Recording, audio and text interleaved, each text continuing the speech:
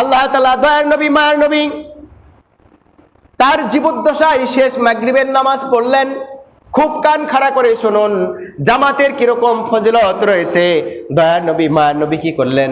মাগরিবের শেষ নামাজটা পড়লেন। প্রচন্ড মাথা ব্যথা, তিনি অসুস্থ হয়ে পড়েছেন। এশার নামাজের যখন সময় হয়ে গেল, রাসূলুল্লাহ সাল্লাল্লাহু আলাইহি সাল্লাম এরকম ভাবে বললেন যে এশার নামাজের সময় হয়ে গেছে কিনা বা এশার নামাজ হয়ে গেছে কিনা।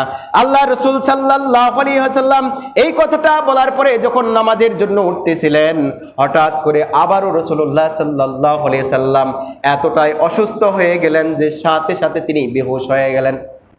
কিছুক্ষণ পরে রাসূলুল্লাহ সাল্লাল্লাহু আলাইহি সাল্লাম হুঁশ ফিরে আসলো। হুঁশ ফিরে আসার পরে রাসূলুল্লাহ সাল্লাল্লাহু আলাইহি সাল্লাম বললেন, এশার নামাজ হয়ে গেছে নাকি? সাহাবায়ে কেরাম তারা বললেন, হুজুর সকলেই আপনার জন্য অপেক্ষা করতেছেন। শুধু তাই না, তিনি এশার নামাজে যাওয়ার জন্য গোসল করলেন, আবার হুঁশ হারিয়ে ফেললেন। আবার যখন হুঁশ ফিরে আসলো, আবার তিনি এশার নামাজে যাওয়ার জন্য গোসল করলেন, আর বলতেছেন যে এশার নামাজ হয়েছে কিনা, এশার নামাজের খবর নিলেন।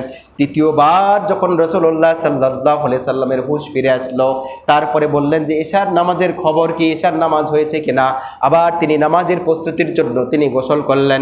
তারপরে রাসূলুল্লাহ সাল্লাল্লাহু আলাইহি সাল্লাম তৃতীয়বারে যখন তার বেহুশ হয়ে গেলেন, আবার যখন হুঁশ হলো, আল্লাহ রাসূল বললেন, মুরু আবা বকরিন ফালইউসাল্লি বিন নাস, আবু বকরকে বলো সে যেন লোকদেরকে নিয়ে নামাজ আদায় করে। সুবহানাল্লাহ পড়েন। হযরত আবু বকরকে বলো সে যেন মুসল্লিদেরকে নিয়ে, মানুষদেরকে নিয়ে জামাতের ইমামতি করে নামাজ আদায় করে। বলুন সুবহানাল্লাহ।